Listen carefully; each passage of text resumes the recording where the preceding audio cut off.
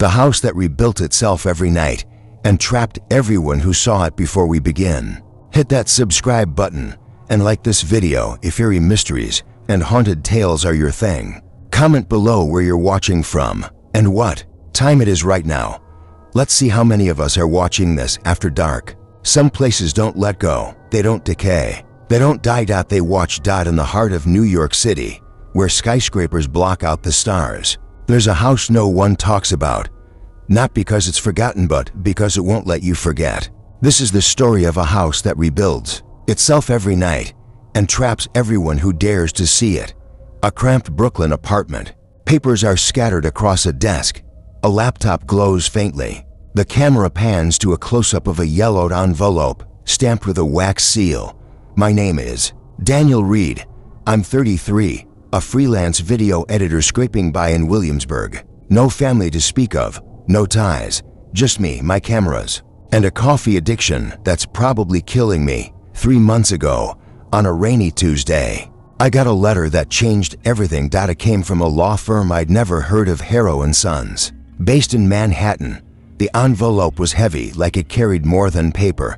Inside was a deed, a key, and a handwritten note. The deed said I'd inherited a brownstone in Greenwich Village from an uncle I didn't know existed. Arthur Reed. The note, just for words, scrawled in shaky ink. Don't sleep inside.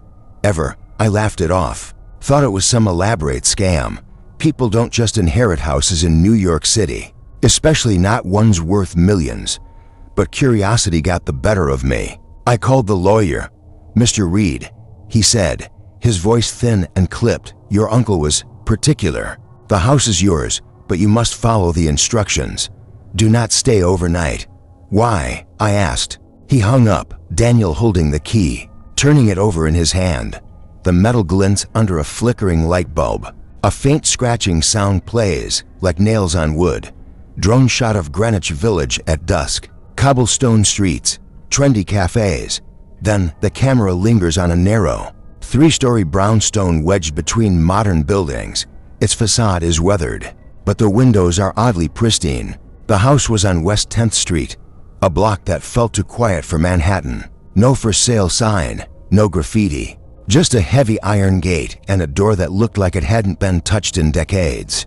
I brought my gear phone, GoPro, DSLR to document everything. Thought I could flip the footage into a YouTube video. I inherited a mystery house. Clicks pay rent, right? The key turned smoothly to smoothly, like the lock was waiting for me. Inside, the air was thick with dust, but the furniture was perfect. A velvet chaise lounge, a mahogany dining table, a grandfather clock in the parlor, its hands frozen at 3:17 a.m. No cobwebs, no rot, just silence so heavy it pressed against my chest. I started filming the parlor, the kitchen, the staircase that spiraled up to the second floor.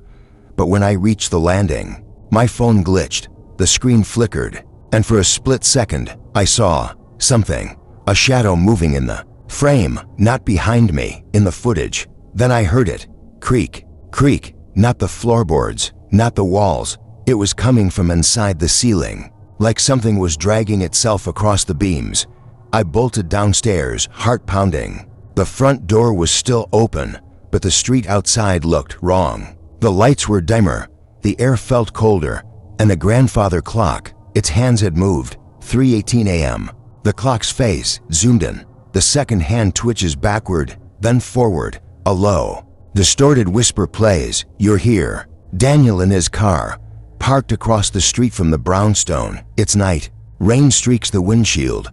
He's reviewing footage on his laptop. I didn't sleep in the house. I wasn't stupid enough to ignore the note, but I couldn't stop thinking about it. I went home and checked the footage. The upstairs clip was gone. Not corrupted, not deleted, just missing. Instead, there was a new video. Timestamp 3:17 a.m. It showed the parlor, but the angle was wrong to high, like the camera was mounted on the ceiling. The grandfather clock was in frame. Its hands moved from 3:17 to 3:18. I didn't record that. I went back the next morning. The house was different. The kitchen door was gone, replaced by a blank wall. A new hallway stretched from the parlor to a room that hadn't existed yesterday.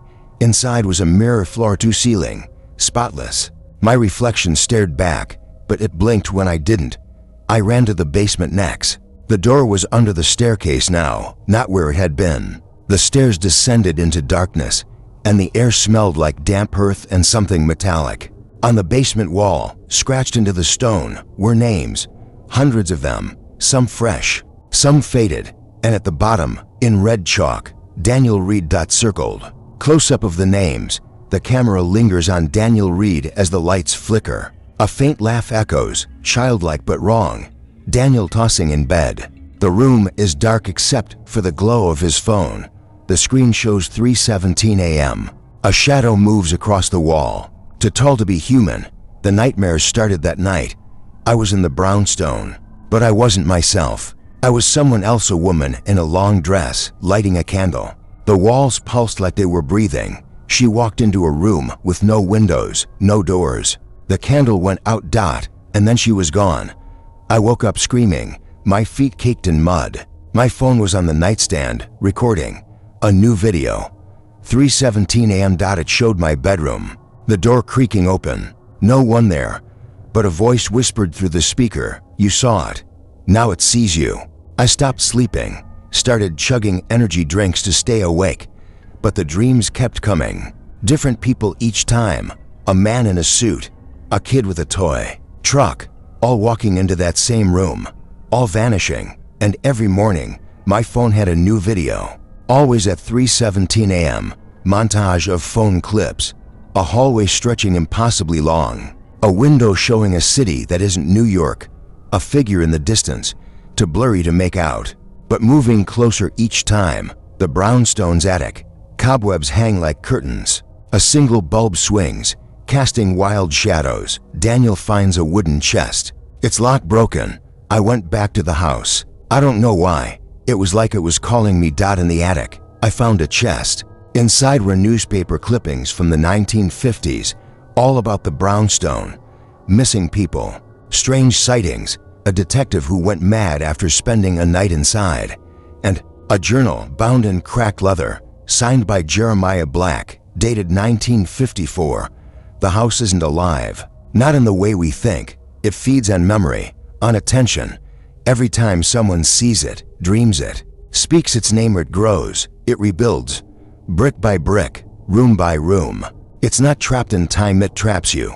The last page was a warning. If you can't forget it, burn it. But fire won't kill what's already in your head. I read the journal cover to cover. My hands shook, because one of the names in the basement, Jeremiah Black, was in that journal. He'd been here, and he never left. Pages of the journal, filled with frantic sketches of shifting rooms, eyeless faces, and a clock always stuck at 3:17. The camera zooms in on a drawing of the mirror. Something moves behind the glass.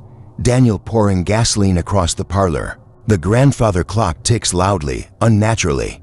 He lights a match. Flames erupt, consuming the room. I couldn't take it anymore. The dreams, the videos, the feeling that something was watching me, even when I wasn't in the house. I doused every room in gasoline, the parlor, the hallways, the basement. I stood on the street and watched it burn. The flames were beautiful, almost alive, swallowing the brownstone whole. For the first time in weeks, I felt free. But that night, my phone buzzed. 3:17 a.m., unknown number. I didn't answer.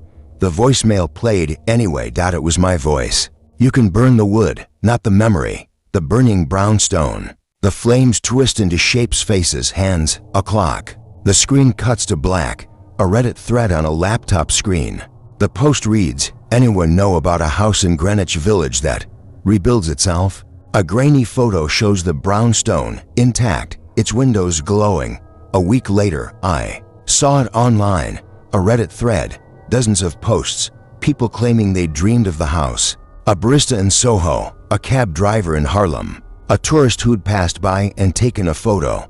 All of them described the same thing, shifting walls, a clock at 3:17, a mirror that didn't reflect right, and the photo, it was the brownstone. Same porch, same peeling paint, but the clock in the window showed 3:18. I checked the deed, the address, everything. The house was gone, burned to ash, but people kept seeing it, dreaming it, posting about it. And every time they did, it got stronger. A montage of social media posts, TikToks of the house, tweets about nightmares, a YouTube video titled The Haunted Brownstone of NYC. The views climb into the millions. Daniel in his apartment, barricading the door. His hands tremble as he clutches a hammer. The clock on his wall reads 3:17 a.m. I stopped leaving my apartment, stopped answering calls. But the dreams didn't stop. Last night, I saw the room again. The one with no doors, no windows. But this time, I wasn't someone else. I was me. I walked in. The walls closed, and the mirror was there, showing not my reflection but everyone else. The woman with the candle, the man in the suit, the kid with the truck, and behind them, something else. It didn't have a face. It didn't need one. It was the house, the mirror. Daniel's reflection distorts, his face melting into the glass. The screen glitches, showing glimpses of other faces, all screaming silently. A busy New York street. People walk past the brownstone, unaware. The camera zooms in on the front door. It creaks open slightly. No one's there.